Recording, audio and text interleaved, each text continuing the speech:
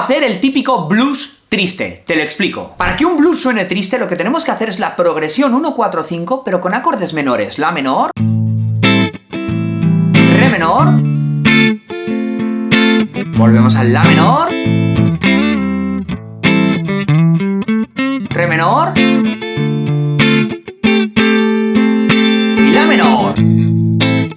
Y atención, el turnaround. Fíjate qué bonito.